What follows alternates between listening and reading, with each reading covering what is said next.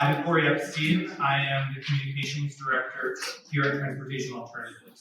Just some housekeeping first. Please feel free to tweet or post on social media during this conference, and you can use the hashtag Vision0Cities. We will be taking questions from the audience at the end of the panel, so please jot down questions and we will reserve 10 to 15 minutes at the end for that. I'm very honored to be here today with all of you, but especially Latanya, Trinell, and Dan Young. We will all hear more from shortly. Each will give an introduction, then we'll have a short discussion among the panelists, and then have audience questions.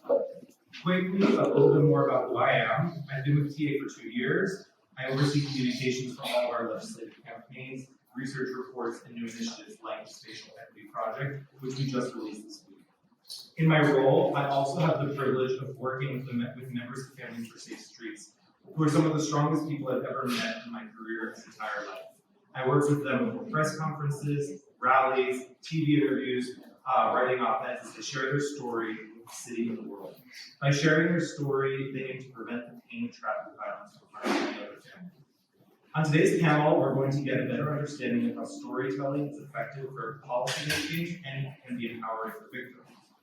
We will discuss the do's and don'ts for reporters and advocates as they work with personally impacted individuals and how to support them as they go through this challenging yet important process.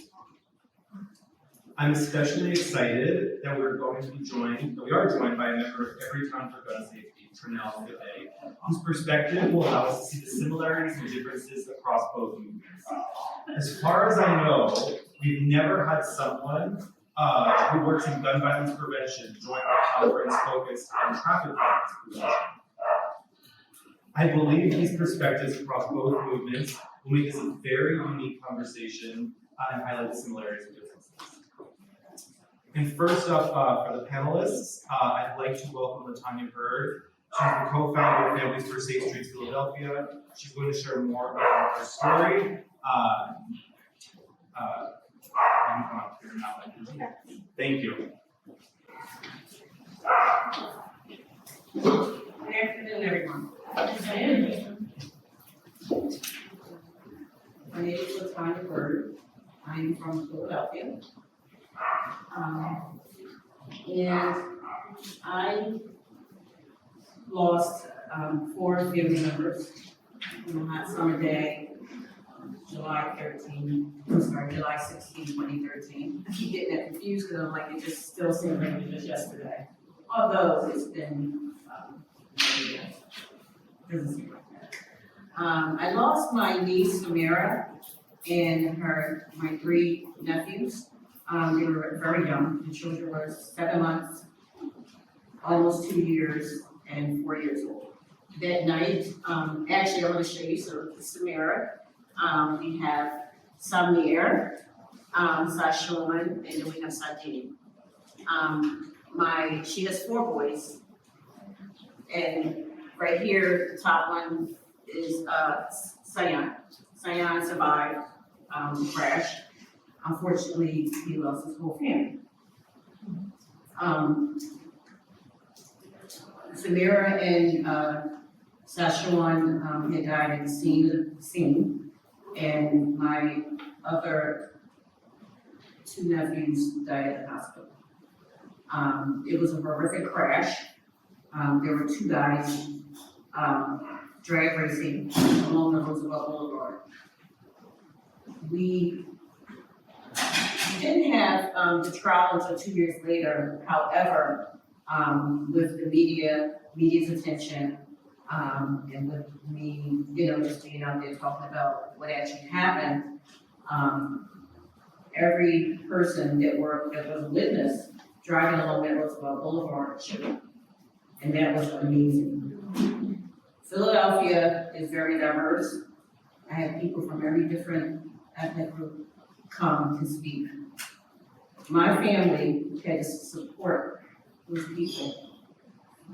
One lady who got off the bus, she was a paramedic, but she got off the bus right there.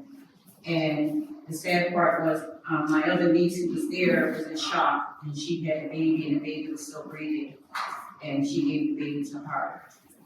An off-duty police officer was driving along as well, and she got out of the car and she helped my other nephew, Sadie. they took them to the hospital because the ambulance didn't come. When the police came, they didn't know where the kids were. They were like looking and we were so upset because they were like, where are you looking? And they said the cars hit them so hard that their bodies went like 17 some odd this way, that way. You know, it was devastating for us. And we, it was just something we had to get through. It was 2 generations. My mother, I can't even tell you how she was. I couldn't even console her myself. We had to have other family members come and console her, and you always ask why. Why did this happen? So as time went on, you know, most of it for me was like, it's really weird. It's like I was in a fog or a dream going through, and I couldn't remember everything. But today I remember on the way here, I remember Keith Jones. I don't know if anyone watched NBC News, but I said, let me look him up today. And he did like 17 Emmys, but he was the guy that came to our home, my mom's home, which my mom has pictures of everyone, and it was real comfortable. And I just remember that was my first interview. And he was so caring and showed the empathy. And it made me feel comfortable around him. Just like the police officers, I felt comfortable around them. That's what helped me be where I am today. All of those people, all of those first responders, and even certain people from the media, they were there and they made me feel good because they were people. They knew we lost people, you know, and that's what got me to say, yes, I can do this. I decided we were at a Vision Zero conference in Philly, and I was at a table with 3 other people who lost someone, loved ones. And we had a guy from Jersey, I can't remember his name, I'll look at it. Dave Shepherd, yes. Dave told his story. And it was 9 years ago when he told his story to me at the time, and I'm sitting here like, the way he told the story, I thought it was just yesterday, but it hurts. But that story got me thinking, and people sitting at the table with me said, Latanya, we can do this. We can start a family for St. Streets in Philadelphia. Let's do it. So we did. We decided to do that. 2 years later, actually, someone reached out to me to the Bicycle Coalition of Greater Philadelphia, and they asked me to join our state representative, Senator John Teller. And he was fighting for the speed cameras on the roads. And that's when I started traveling to Harrisburg on training, speaking to all the constituents on both sides. And I'm gonna tell you, when you go to Harrisburg, you go to the Capitol, and you're going through, we had a plan, and the plan actually worked. We hit every office. I didn't care if you're Democrat or Republican. When you go there, you're there to tell your story, no matter what anybody says. Okay? I didn't care. But guess what? I'm a talker, so I talked to their staff. And when I spoke to those people, you don't believe, it was like 3 to 4 people who told me about someone they lost so crash. And it really hurt me because I'm sitting here like, you know, they're trying to be extremely professional, but talking to them, they spoke to the representative about, you know, who could make a change and help us get through this. So just, you know, I'll save some of this for later, but basically, they treated me like a person, they treated me like they knew me. You know, they embraced, they gave hugs, they understood, and I listened to their stories. From that point, you know, a lot of phone calls and just visits. But when I made those phone calls, they remembered me. The people who answered the phone, oh, what's happening there? I said, well, I'm gonna keep calling, right? Don't have any time I'm calling for this bill to go through. So I'll let it stand here and we'll introduce who's next. Yes. I can do it. You can do Yes. it. Okay, all right. Okay, all right.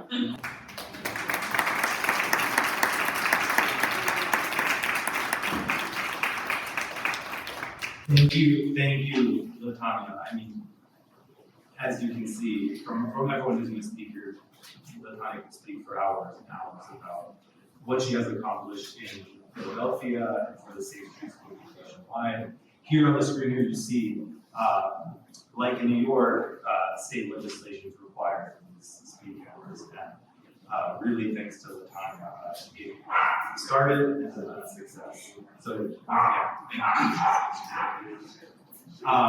I would like to move on and to introduce Trinell. Trinell, as I said, this is pretty groundbreaking for our conference to have someone from the movement to prevent gun violence here. I'm very honored to share your story.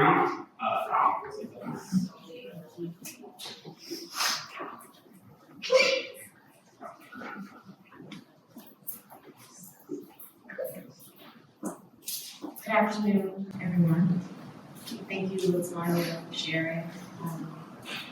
I buried a husband, and yet I can't imagine burying a family to the tragic car accident that was. My name is Trinell Dubay, and I lost my husband, Harry Dubay, to gang violence and gun violence. This is a picture of Harry. He was assistant counsel to the governorship of New York when Andrew Cuomo was governor. What is ironic is Harry drafted legislation on the SAFE Act, which set precedent as one of the toughest gun laws in 2013, and yet his bright light was extinguished by gun violence. My husband left our home to partake in a street festival called Juve, which is an annual celebration that happens in Brooklyn every year, Labor Day weekend. He is from Jamaican descent, and my family is from Trinidad. So this celebration is something that we partake in to celebrate culture, camaraderie, and heritage. Unfortunately, that night, my husband left our home and never returned. I got a phone call at 3:03 a.m. saying that your husband was shot and was dead. In that moment, I was in dismay. There's no words. I screamed, and I remember throwing my phone, shaking, and then fainted. I literally woke up screaming and crying and hyperventilating, not being able to breathe. I looked at my phone again and I had 7 missed calls. I don't know how long it was. It was my mother-in-law. When I called her back, it was no answer. I called my mom, who answered the phone to share the news. And in that moment, my mom was screaming. And she was waking up my brother at the time, telling him what happened, and he was screaming. So I remember hanging up the phone because I was just shaking. And in that moment, she couldn't make me feel any better. I ended up calling my best friend, Joanne, where Carrie was at Juve. I was at their house just having a couple of drinks, hanging out, listening to music. And she said, oh my goodness, Trinell, stay right there, we're on our way. Her and her husband, Tim. I got off the phone and was just shaking. My husband is dead, so I dropped on my knees and I began to pray. Lord God, Harry is not dead. Please, not with this. This can't be happening. What is happening? And I would just keep bursting out with these screams uncontrollably. And then I would calm down and begin to pray again. Within minutes, Joanne called me back and she said, Trinell, get to Kings County Hospital. Your husband isn't dead. He's fighting. He's alive. We can't get to you because of all of the traffic. The side of Brooklyn that they were on was Crown Heights. I live on Clinton Hillside, towards downtown Brooklyn. I called a cab, and as I got into the cab, it just seemed like I was hearing that's all that was happening. When I got in the vehicle, I shared with the cab driver that I need to go to Kings County Hospital and stated, there's no way that we can drive through all of the celebration in the street to get me there. When I shared my story, he said, I'm going to try my best to do what I can. So we had to drive through Queens to come all the way around without parking to get to the hospital. What would normally take 15 minutes took an hour and 20 minutes. You cannot imagine sitting in that car for an hour and 20 minutes knowing that your significant other, your loved one, was just shot in the head and he's fighting for his life. I get to the hospital and I see my husband for the first time, and again, I yelled out and I fainted. These are all of the emotions that happens when you're dealing with trauma and the body just can't cope because it happens so quick. I remember saying to the doctors, we need to call the governor. We have a good friend who at the time was the commissioner of health. We need to call him and be the best doctors to come in here and figure out how we can save my husband. Carrie Bay fought for 9 days in the hospital to live. The first surgery, and the doctor did the surgery on his head, the bullet hit him in the head. And where the bullet traveled to was sideways and up. They said if it wasn't a hollow point bullet, they would have been able to pull the bullet out and they could have saved his life. Because it was a hollow point bullet, the bullet ricocheted and just caused an explosion in my husband's brain. When the doctor came out, he looked at me in my eyes and he said, I don't know how your husband is alive, but he's alive. So if you have much time, take this time and talk to him. I believe that he can hear me. That was the most beautiful words in hindsight, now looking back, that a doctor could have displayed to a family member. Because in that moment, I took that. And the 9 days my husband was fighting every morning, because he was a public figure and he was on the news all the time. We had numerous city council members, people from the mayor's office, the governor's office, constantly coming in where they had to open up a conference room for us to just have teas and coffees for people to be able to sit and congregate, because I realized that everyone was in this room. And everyone asked whoever was in this room, can you please step out? I would like to have a conversation with my husband. And I would sit in his bed and shield him. Today, you can't see, babe. Today, your vision is going. Today, your gag reflex is going, so you're not going to be able to speak. Today, you're paralyzed on the right side because that doctor said he can hear you. And I believed in my heart that he could. I buried my husband at 37 years now. It was the darkest, hardest day of my life. Numerous hard days. I think the hardest was having to make the decision to pull him off of life support because he was pronounced brain dead. After the burial, I was in dismay for about a good 8 months. I Googled my husband's name and I saw his face on the daily news and it said hopeless nation. I said, how dare they put my husband's face next to the word hopeless? He grew up in poverty in the Bronx. He grew up in the projects in the 80s in the crack epidemic. When we were dating, he shared that at 9 years old, he knew he wanted to be an attorney. Did any of you know at 9 years old what he wanted to be when he grew up? I was still playing with Barbie dolls and dancing in the mirror and singing. I couldn't specifically tell you what I wanted to be when I grew up, but he knew. He proceeded to go to Harvard. He graduated cum laude from the Swedish Undergraduate Council and was the first African-American president of the Undergraduate Council. He then proceeded to get his law degree from Harvard Law School. And instead of him working for any law firm, making exponential amounts of dollars, he decided to work for the state. One of his portfolios was affordable housing, just giving you a little backdrop about the man. Because he grew up in NYCHA housing, he saw that it was a generational curse, he would call it, because people paid so little for rent. They would just be there, great-grandparents, grandparents, children, they would just continue to stay in the projects. So his goal was whether you make $30,000 a year or $500,000 a year, how do we get them in the same building? Right now, downtown Brooklyn, there's a Lego building that went out next to the Barclays Center. That's his work. That whole Atlantic Yards area by the Barclays is Carrie's work. The reason why I share my story is so people could know where we see the governor's face and all these beautiful, amazing leaders, but you don't see the team and the people doing all the groundwork behind them. I began to turn my journey of tragedy to a recollection of life, and I wanted to know how can I share my story and get the word out. So I became a member for the Everytown gun violence prevention movement. I was able to lobby Governor Popo, I met Biden, Pamela, just sharing how we get common sense gun laws. Everywhere that I go, I share my story, I talk about the loss, to keep Carrie's legacy alive, but to also allow people to know that you're a survivor and you're not alone in this journey.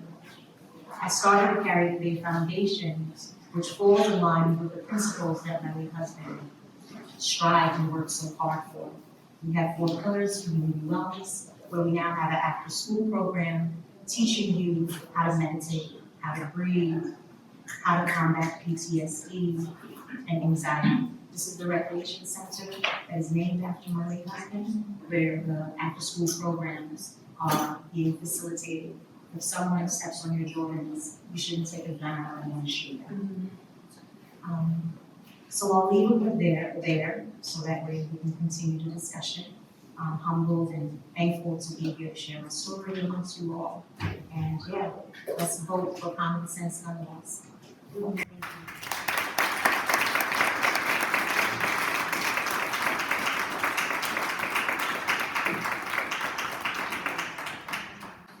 Thank you very much, Janelle. Living in Brooklyn near Prospect Park, I remember the news, and I remember that day when I got the email from Anna every time you were able to join this panel. Like, I can't describe the feeling I got, and I feel very honored and blessed, and I do think the other New Yorkers in the room feel the same way, because we know Carrie's story, and we're very privileged that you shared it with us. So thank you all. I'd love to move on now to introduce Danielle Kim to share the perspective of a reporter. Danielle has worked with many Families for Safe Streets members, maybe some of you. You might remember her article from June called "When Cars Kill," which focused on the activism of Families for Safe Streets. As Danielle gives her introduction, you'll see some illustrations from the article circulating on the display in the back. Danielle?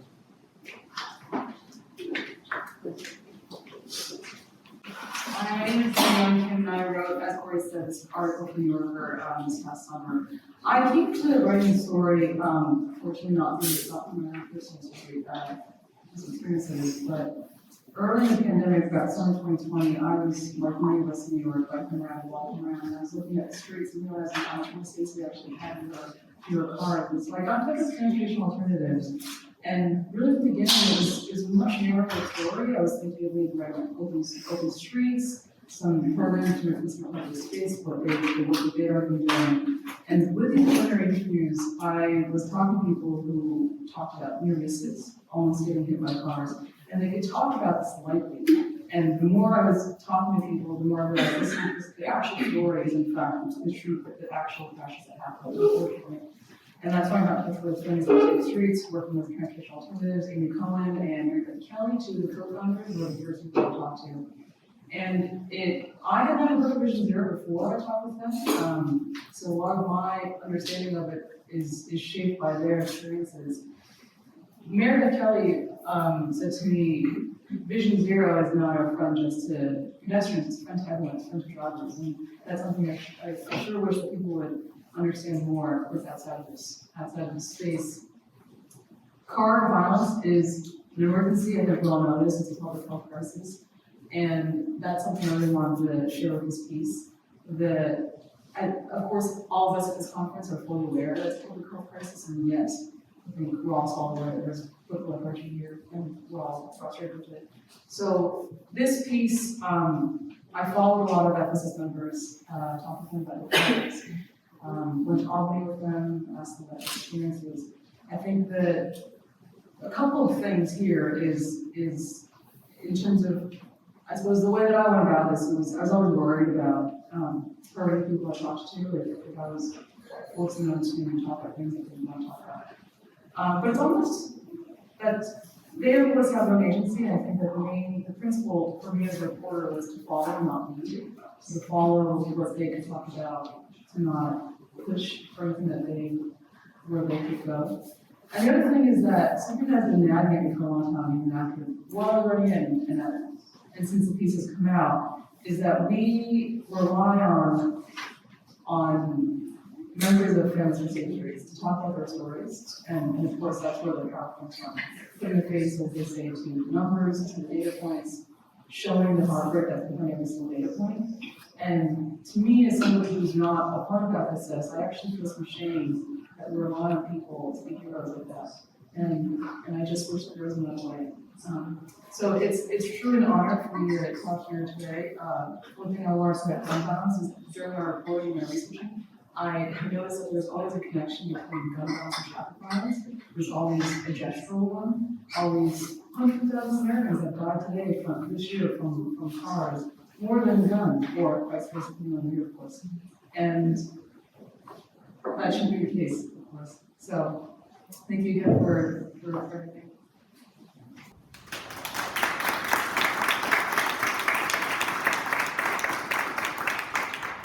Thank you, Danielle. And I know a lot of folks here have read the story, and a lot of folks mentioned the story or involved with us, but it was really a privilege to see the behind the scenes of how you put this together, and the early morning bus rides and all the conversations, and I'm very glad that you could be here today. We'll have plenty of time for audience questions, but I do want to start with a few questions on the panel. So I have some questions directed to individuals, but if anyone else has a thought, please feel free to jump in. The first question is going to be for LaTanya. And I know that you work very closely with the Bicycle Coalition of Greater Philadelphia, which is similar to TA, but down in Philly. Can you recall anything particularly helpful or supportive that a fellow advocate did for you throughout the process in Harrisburg? I know you also have some tips that you wanted to share with other advocates who might be working with personally impacted individuals. Yes, the Bicycle Coalition of Greater Philadelphia had a person, well, I can mention his name, Bob Praveen. Actually, strangely, Bob is from New York, but he lived in Philadelphia at the time. And he reached out to me and asked if I would want to be part of enforcing the automated speed cameras in the city. And I said yes. He was very empathetic, and it was just him. I don't know what it was just his approach. And he went with me on every trip to Harrisburg. Everywhere I went. He introduced me to lots of like Philadelphia council people. He was just always like right there, you know. So one thing I did learn was that they always want you to write a speech, and I didn't know that you had to turn it in every single time you're going to speak. But when I got up to speak, it was kind of hard to just read the speech. So it took them a while to realize that, and they just said, "LaTanya, just do your thing." So I was like, say this, say that, do your thing, you know. And every time I said this, told my story, it was different. And yes, I can tell, it's a long story. I didn't really probably touch on everything, but we went through a lot. But because of the Bicycle Coalition, Bob Praveen was my person, and like I said, Keith Jones from NBC was a person that supported me. And most importantly, it was the assistant district attorney who handled our case, the accident investigation division in Philly. It became like this. They talk about their children, they talk about their family, and that's what made me feel comfortable. You know, just being people talking about losing someone that's so dear and close to you. So that was the inspiration for me to go on and, you know, speak about this. Thank you. I know we have some of the tips that Families for Safe Streets put together. And Latanya, if you want to read them, read them all. Okay, yeah, so some of the tips is ask, the Family for Safe Street member what support they need. You wanna ask them that. So that's something that Bob and whoever was traveling with me to Harrisburg, that's what they did. Their job basically was, they're advocates as well, but they wanted to make sure that I was okay at all times. Suggest that someone comes to support you. So, for instance, my best friend is here with me today, and, you know, that's been our support. My family, I have a huge family, and my niece actually who died, my sister died maybe 8 years before she did. So she became a second mom to her siblings, about 4 of them that she raised. So, you know, she was like a niece and a sister. So it was kind of hard, and to this day, my nephews and everyone, I mean, I got them to come to the World Day of Remembrance, I did do that, so they do come to that. Just certain things, but they don't want to be in the spotlight at all. And sometimes I feel like it is, you know, you want to have that support, and sometimes that support has to be a friend, because the family is going just through so much. And it's maybe a little harder to look out there in the audience and see your family members, you know, it is kind of hard. Some people, it's good for them, but I'm with my family all the time, so I know how they are. I still have some today who are still suffering and can't accept what has happened. Preparation is critical. Like I said, you know, we prepared a speech. I would talk to lots of people, but I don't know why, but that's just me. I sometimes just can't see very straight to what I have written, because it depends on who I'm looking at out there in the audience and what I'm feeling from your faces and the support. And there was one lady always that I would see when I spoke at different gatherings in Philadelphia. And after one of my speeches, she came up and just gave me this biggest hug. Her name is Maritza. And I'll never forget it. And when I go to speak in different places in Philly, it's just like I'm looking for her. And she makes me feel good and comfortable. Self-care, that's something that I learned from Amy Cohen. She always say, take care of yourself, self-care, self-care. And I kept saying, well, self-care, what do you mean? You know, I mean, you know, I'm not a selfish person, but I don't know. I'm always wanting to do stuff for other people, and I know I need self-care. And mentally, and I didn't realize it, but talking to my doctor about a lot of different things, and he knew the story, you know, he was there for me, and he knew that I'm a people person, that I needed to take care of myself. So I listened to him, and every time I hear the word self-care, I think of Amy. You do have to take a break, you have to meditate, and you have to listen to your heart, okay? Engage, you wanna engage people slowly if necessary. And engaging slowly is better. Like for me, I wasn't forced to it during that 2-year time frame waiting for the trial. There was a whole lot of other stuff going on. You know, and all I can think of, those are my dates. July 2016, 2013, July 2015. They had the trial a week or 2 weeks during the time that my niece passed, and the kids passed. It was ironic. Avoid trigger words such as healing and accident. I've learned that from, you know, people in our group. You want to say accident, and right now in Philadelphia, the Accident Investigation Division, we're working on that. We want that word removed. What is the new name? We got it? We got it. Okay. We're gonna rename it. Yeah, she's from our family for say she's from Philly, and did they rename this name? They're coming, it's either gonna be crash or collision, but yeah, they came out 2 weeks ago and said they're officially renaming it. So we're making progress here, you know? And honestly, the Captain Overwise, and I are tight, and he actually, that's another thing, he invited me into their divisions. And I went around and I seen, what do these guys do? how do they feel about this? And that was a really major thing for me. Some things you might say, well, why do they want me to visit the accident investigation bridging department? But you want to do that, okay? You want to know why these people care or what they do every day. Do media screening calls. Well, the screening calls, what I'm gonna say about that is during the 2 years, we had people calling from all over the place. I got to a point where I just didn't answer my phone.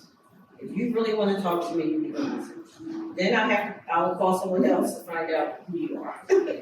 I'll do my research. Because people have their own, you feel differently about what happened. Yes, it was 4 family members of two generations. But you're going to have those people to say, well, why were they crossing that street? Why were they out there at night? Guess what? We live in Philly, it's the city. We walk. My family we walk a lot. And a beautiful hot summer day. My niece and the kids, let me tell you, they were on Facebook, they were playing, they had water fights like that. It was a beautiful day. It ended tragically, but these are the things, the tips that I have for you. And most importantly, just be yourself. Thank you for all of that. I have a question now for Trinell. When I first started my job doing communications for TA, but also we work very closely with Families for Safe Streets, all sorts of media opportunities. I honestly was hesitant to elevate some new members. I thought we should only stick to, folks like Amy who've done lots and lots of media because they're pros at it. But someone was actually Hannah or Amy, Hannah's our FSS staff member, computer director anymore. They told me that it's going public and sharing your story is very important for the healing process. It's hard. I shouldn't feel bad reaching out to new members. We want to give them this opportunity. And I wanted to know if you felt similarly, different, either personally or with members of every town you worked with. Yes. So when you have to bury someone tragic, when you're coming from a space of grief and trauma, sharing your story gives you hope. It brings a semblance of the person that you lost, keeping their memory alive. I didn't have an opportunity to share this when I said my opening statements, but I think a beautiful blessing for myself is when my husband was fighting for his life. Day 4, I was able to get his sperm. And 2 years later, I did IVF because when we talk about losing a generation, my late husband's father, Daddy, is 92, and he had one son. So that would have been a complete wipeout of the Bay bloodline. I couldn't see myself falling in love again and having a child for another man. I was in love with my husband and he was taken. And I knew that this was something that I wanted to do. You're not gonna, for me, the gang members, it's like you take away the person I was supposed to grow old, but you're not gonna take away the opportunity of me having a child. So as I stopped praying, I started praying again because I knew that I needed a whole lot of help to bring this child into the world. So went through the IVF procedure, didn't realize how intense that is. So we're gonna go through endometrial, that's another journey. And I prayed for a happy, healthy baby boy. And God heard my heart cry because my son, our son, named after his father, is 4. So I always say there's always light at the end of the dark tunnel. My husband is Carrie Watson today, our son is Carrie Wyatt today. So sharing the story for me is always hopeful. I share it with our 4-year-old son, allowing him to know, because now he's at this place where, Mommy, when is Daddy coming home? And he's only 4. And when I share with him, Daddy's in heaven, well, where's heaven? So heaven is a place that we go to when we die. Christmas, the holidays come by, you know, you ask to get, you get these requests to come speak at vigil, so come speak at panel discussions. And I feel like when you're dealing with activism, you have to be able to also set boundaries and know when to say no.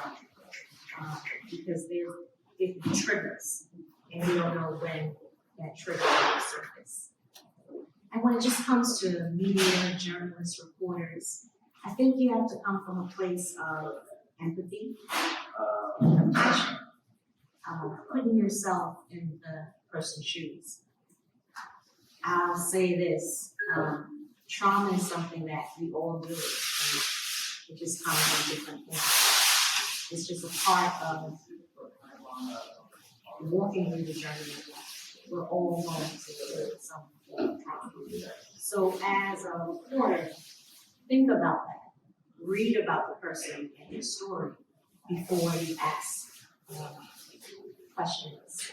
And then the questions that you do ask, make sure it comes from a place of warmth.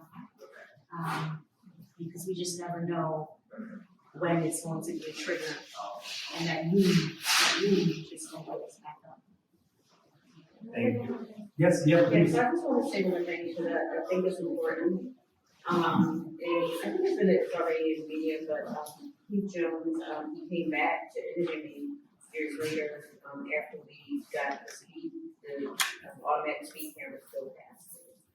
I think Roosevelt Boulevard all the time. So he came to my job and we talked and he said, remember it was Monday, I went to your house, I was it was so much fun.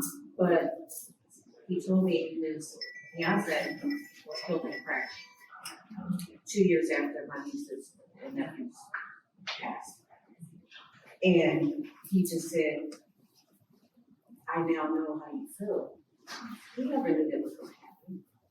You know, so like I said, everyone, you know, we all have a life, even though, you know, he's a reporter, he has a life too.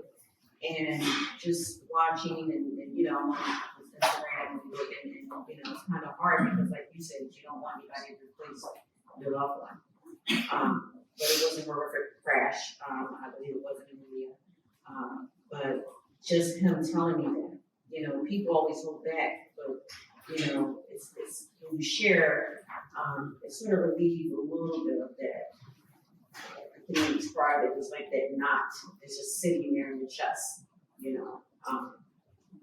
But we were able to, you know, actually when he gave me that call, you know, goodbye and thank you for the interview. It just made me feel so good that he, you know, I didn't want him to experience anything like that, but it was just that we knew. You don't know at all unless you experience it, right? Christmas is like you said, holidays. Our family, my niece goes to she prayed for every dance, everything that they did for us. We haven't had anybody take over that role in the family. Christmas time, we made my nephew going to therapy. I went to therapy with him, and we made ornaments, snowflakes, and their pictures of his mom and his brothers. And every year that goes up on my tree. Because it's hard when family members come in, but just seeing those pictures, we know that we're still connected in the spirit. And we are connected in the spirit. I know, you know, my personal opinion is we're all victims of gun violence. Gun violence is a public health crisis. If it didn't happen to you personally, when you turn on the news, there's always a mass shooting. You know, whether it's a church or Walmart, or what happened in Uvalde, Texas, or what happened in Florida, Buffalo. And when we see this, we see the mayhem that's happening to our children, to our youth. We think about Sandy Hook and all of these children who just randomly lost their life senselessly. We're all victims, because when you're watching it would be inhumane to not tear up or to not say, oh, that was my child. And this is why I personally do the work that I do, so that it doesn't continue to happen to future generations.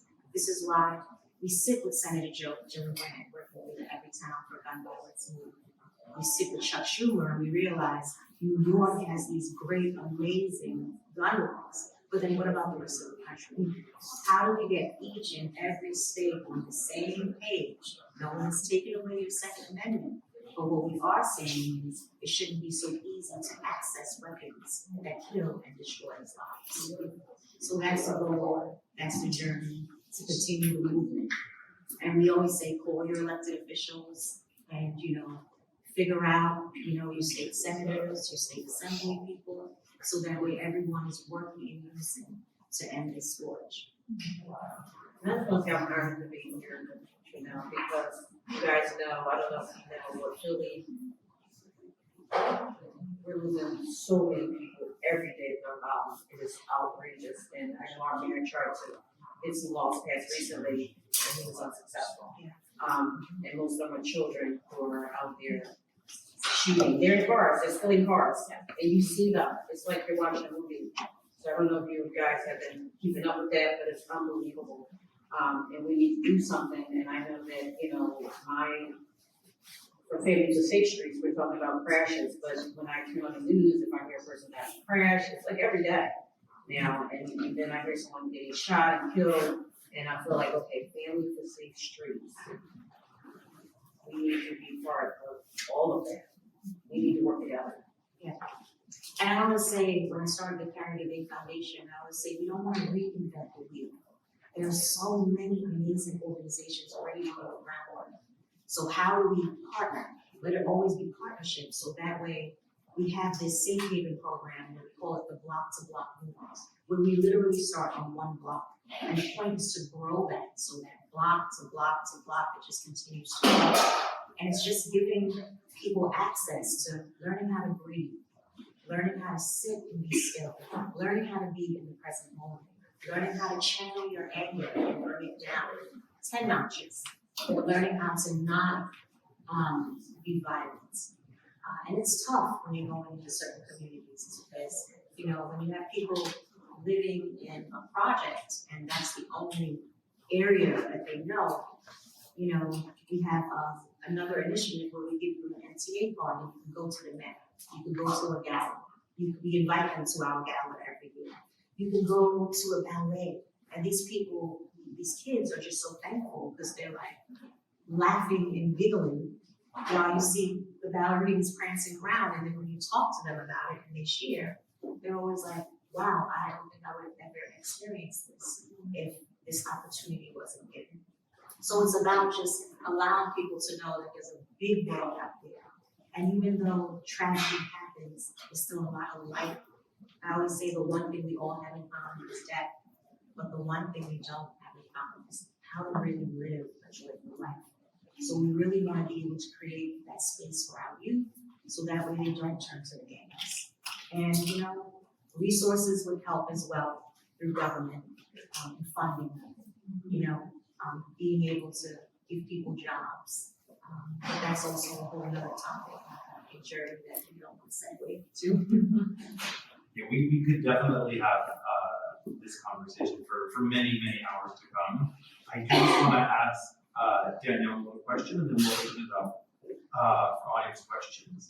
I know you had said one of your techniques and tips when you were doing your piece was letting FSS members lead with your conversations. Are there any other tips or suggestions you would have to other reporters in the room who might be working with people who are personally impacted by tragedy, whether gun violence, traffic violence, to be supportive, but also to get you what you need for your piece? Well, I think you can also know best, which is compassion. One has to operate in compassion. That's obviously not good. It can, of course, be complicated when you're in a moment. I think one should never assume that you know what it's like to be in a person's shoes. So there's a respect, I think, there, but not an assumption that you can truly understand the depth of that anguish. When you say compassion, actually made me think of some regrets that I have for writing my piece, and I think actually I got too much information. I talked to plenty of people who have made a piece, and I could make promises that they would be in the piece, but it's a necessary part of reporting that there will be a cutting for full information. I just had to make cuts. And I'm sure plenty of people in the room are familiar with a group called Accidents and Impacts. And it's a group that is a support group for people who have been unintentionally killed. And most of those people in that group are in fact drivers. And I talked with a dozen or so of them, maybe half a dozen, and none of them made it in peace. And they have their own trauma, and they had to open up to me and tell me about the worst days of their lives.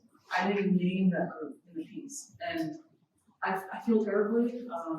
I think a couple of them felt slighted, but it's almost a necessary part of the reporting. So I think that as long as you're honest with your source, you don't make promises.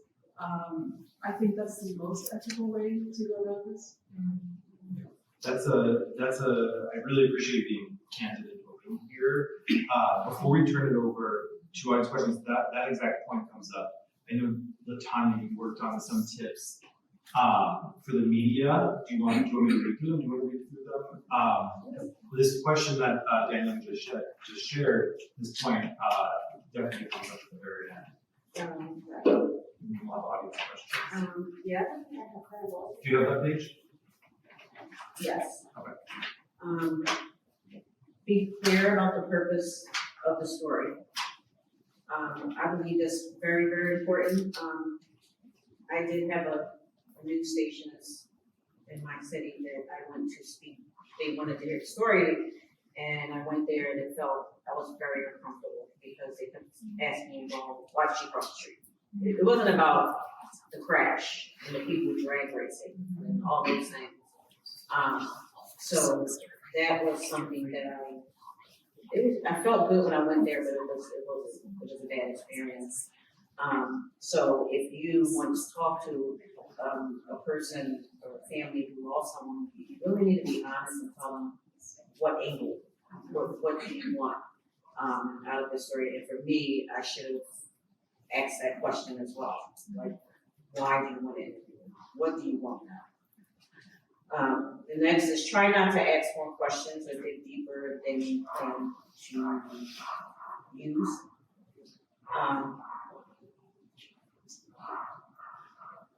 And yeah, I guess that's for the media, just like I said, be prepared, know what angle you're trying to write the story from, and just be honest with the family members about that.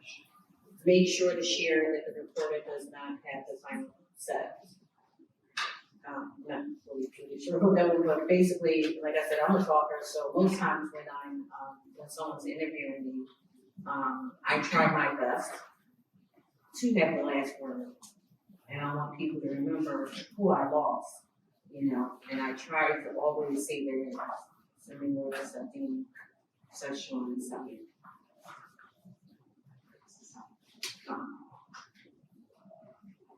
It's really hard, and I do that because, when I'm talking, I'm smiling, and doing all these things, but that commercial with girls, the little sign up, and that little sad face, has anybody ever seen a commercial? You know what I'm talking about?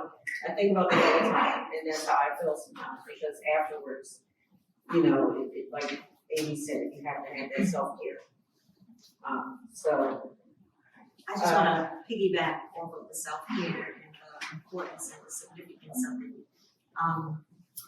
After my husband passed away, I was able to take a trip to Cambodia, Vietnam, Thailand. And while I was in Thailand, I stayed there for 2 months. And I was able to go on a silent retreat with Buddhist monks, learning how to meditate, learning how to be present and be in the moment. And there were so many realms of awakening as a person, on a spiritual level, that occurred in my life. And I remember saying, when I get back home, I want to teach this. And I want people to know how to engage in loving themselves. And there were so many times where it's probably a little bit of but my husband actually came to visit me, and I felt his presence to the point where I was afraid. Because I'm like, wait a second, how are you here, but you're not here? And when we would have our circles and I would talk, you know, the monks would say, that's because we don't die.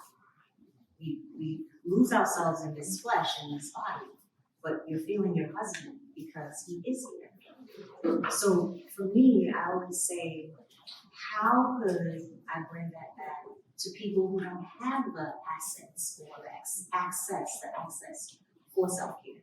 When you go in certain communities, you know, self-care for me is a body massage every 3 months, just to get out the tension, just to shift the energy and get the lymphatic system and things moving. So that way my cup is filled and running over to continue shaking hands and sharing. What about people who don't have that access for self-care? They suffer from trauma that they can't get a massage because they don't want to be touched. So there's so many ways to go about self-care. But sometimes I drift off and I'm with sharing. But I will say when it comes to reporters, I remember doing a first interview with Janelle Burrell from Channel 2 News. And I remember having boundaries. I said, listen, if we're gonna have this interview, it was because the trial was starting for my husband and I was in my 3rd trimester pregnant. So I didn't want to show up to the trial pregnant. And everyone was like, oh my goodness, who's she pregnant for? She had a baby, it's only been 3 years. She's pregnant, what's going on? So I wanted to get it out, you know, to the people. So when the reporters are taking pictures of me at court and I have a big belly, they don't put their own spin on it. And I remember just sharing with her, like, I need you to come from a place of compassion. And she's like, well, what questions do you want me to ask? And I felt that was profound. I said, I'm not gonna tell you what questions to ask. I want you to do your work. And then let's have another discussion about it. And we can see if we're going in the right direction. And it was just so beautiful, displayed. I brought her to my home, she came to my home, and we had a beautiful interview in my living room. And I love how you said, you know, you have the last say, because you want people to be engaged and be a part of the story. You want them to feel your journey, because at the end of the day, if you haven't experienced it, you don't know the pain. People look at me like, oh, you're so strong, you're not crying, you know, and it's because I did the work, right? I did the work, I did the healing work, and like I said, one day I am going to die, and I know my husband is so filled with life. Like, that man, he was someone everyone had to meet.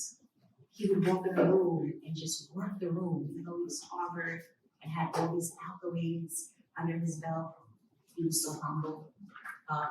Music, Adobe, just moving in his head.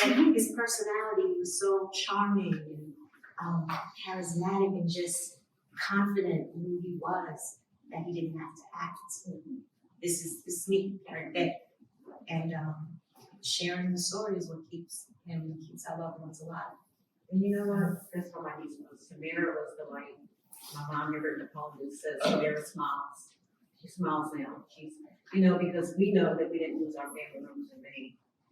And some of us said, well, we never thought we would ever leave each other based on the loss or what has happened.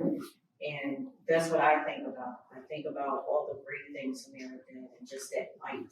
She was the light for all the nieces, other nieces and nephews. She was the first grant, but it was just her.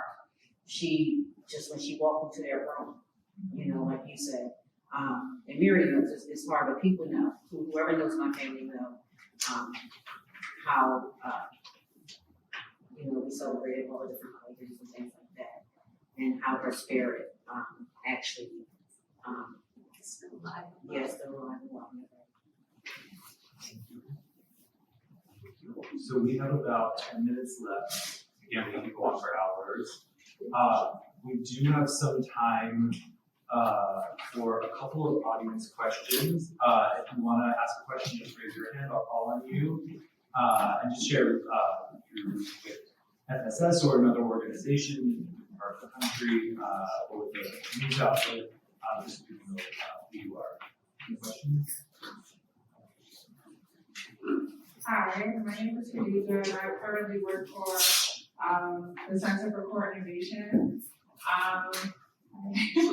I currently live in borderline Brownsville, borderline Flatbush, and it's in Brooklyn, and it's like really high crime rates over there. And I'm sorry I didn't catch your name, but I know you were mentioning how you guys like do things like block by block. So I'm interested in like trying to reduce, like see a reduction of crime in that neighborhood. There's a lot of like gangs and things over there. So it's like, how does that look for you? Like, as you guys deal with these things block by block, how does it like get around the whole neighborhood to like be effective and help reduce like crime here where you are? So I love that question because you said Brownsville, and when my husband was alive, we would go on bike rides like twice a month on Sundays. He had to go to church every Sunday. I don't feel the need for it. I feel like God is within us. You can pray anywhere, but I would join him twice a month, and to just praise and worship with him. But after church, we would take our bikes out, and he would pick a restaurant, and we would ride our bikes to that restaurant and have brunch. And afterwards, we would ride our bikes to the park where our last bike ride that we did together, he said, Lovey, we're going to bike ride to Brownsville. And I grew up on Long Island, privileged. And I said, we're going to bike ride to Brownsville, why? And he was just like, I want to show you the poorest and toughest part of Brooklyn. And I was just like, why? And he was like, that's what we're doing. And I was just like, okay, you ride front. So we rode from Clinton Hill, got something to eat. And then it was the last stop, I believe it was the L train. And I remember it was getting dark. And he was like, all right, we gotta hurry because, we want to be able to get there to leave at a certain time. And I'm like, then why are we going, But I'm still behind him, following and riding along. And I'm seeing his body now, how he would even ride, this bike. And when we got there, I remember the buildings, the project buildings being so close. And the walkways being very dark and narrow. And the windows being so small. To me, it looked like they were in jail. And I remember asking him, why are the windows so small? And he's like, just take it in. Just take it in. That stays with me because it was our last hour. And I was like, Brownsville is a destination in Brooklyn that we really want to be a part of. So I got in contact with the executive director, Made in Brownsville. I'm not sure if you've heard of that not-for-profit. And they're doing amazing work. And again, the partnerships, right? He knows people because his org is in Brownsville and he deals with Brownsville. So we want to be able to, we didn't get to put a date on the calendar, but thank you for this because it's going to make me reach back out to Patrick and just share how could we have a partnership there for a block initiative, maybe using his space so people don't have to come to Brown House. And part of the initiative, again, is teaching mindfulness, yoga, meditation, how to breathe, how to meditate, how to sit still, how to be in the present moment. When you leave here, what is your purpose in life? Your only purpose is being a good person. Your only purpose is when you shake somebody's hand. Feel their energy, shake it nice and firm. Stand for something. Your purpose is not going by pop smoke or these tag names. It took, even if it took, a language. And when we talk about different traumas, even if, like, God forbid, you were raped, but you had this child, God's purpose that brought you to life is for you to be able to live a wholesome journey of life. And the whole point is for us to grow old and great. So when tragedies like this happens, and it happens in communities so frequent, like Brownsville, there needs to be some type of outlet.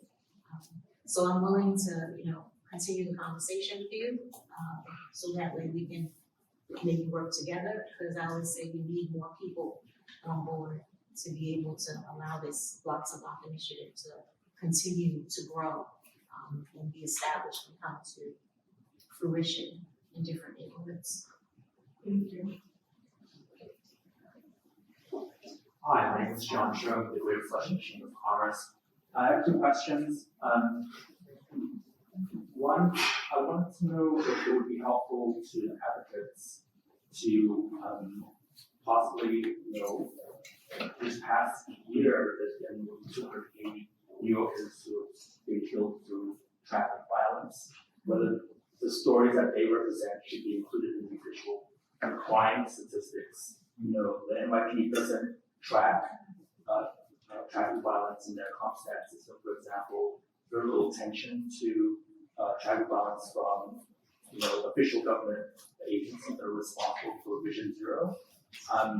Whether that would be helpful to kind of elevate traffic violence to the level of gun violence, for example, which gets a lot of attention.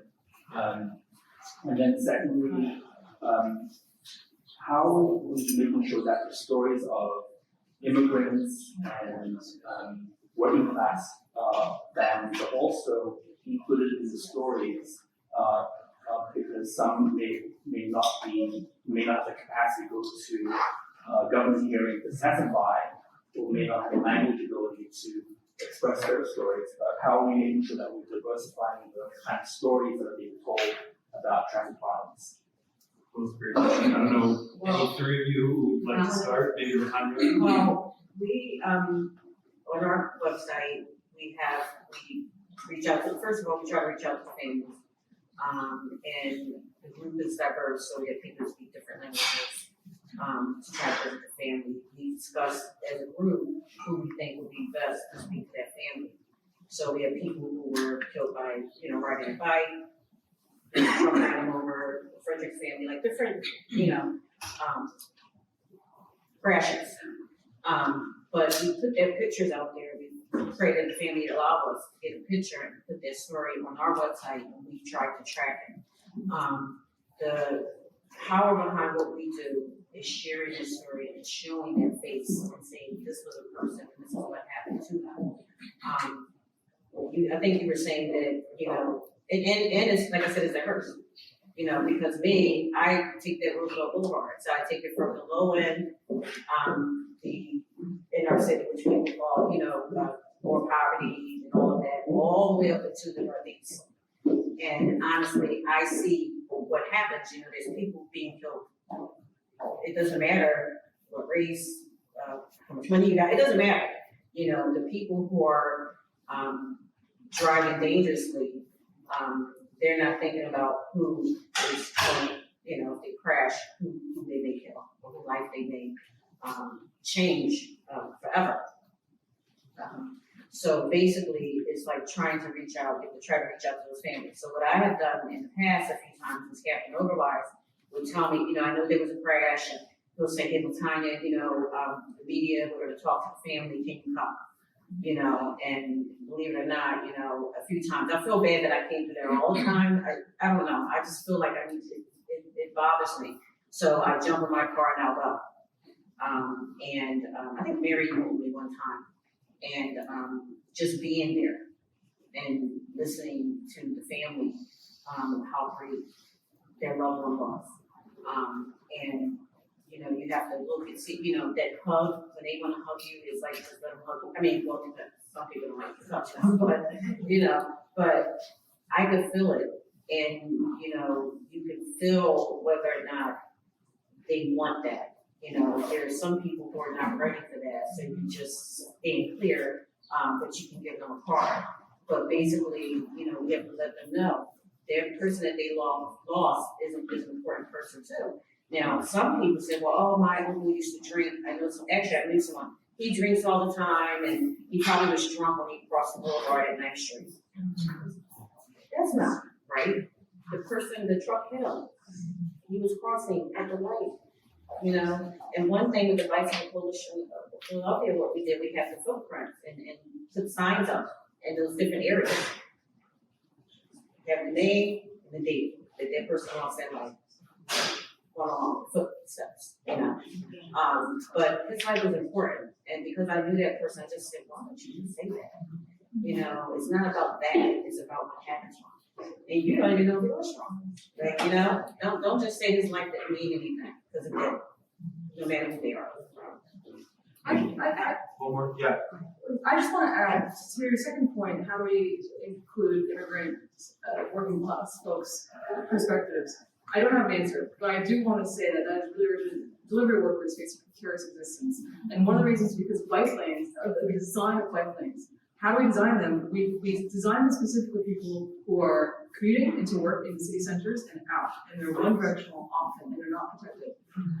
If we have bike lanes that are designed for everyone, including delivery workers, delivery workers do not have to have a dangerous life. They do not have to be dying on the job.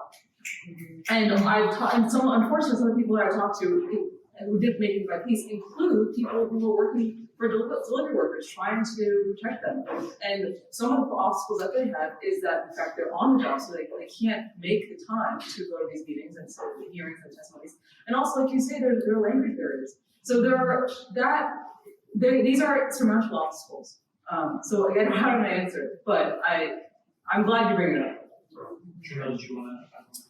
Yeah, for the first time recently in Brooklyn, we had what we call ghost bikes. And so I just found out about that through this movement and being part of this panel. And I was like, I always wondered what that bike lane was, because you see it so often. And I'm like, oh, I think that person was killed right here, just riding their bike. So I don't have an answer either, but I do know that something needs to be done. Yeah. Thank you. I agree. Something needs to be done. I think we're all in agreement here. Things need to be done. We are out of time. I'll just add, working with Families for Safe Streets and TA. If there's other advocacy works out there, definitely important as people who speak other languages besides English, volunteers or staff, things that they do. And I'm here if there's any other advocates who want to give me information or learn about how we engage different communities and personally impact people. I'm happy to share. Before we end, again, join me in a huge round of applause.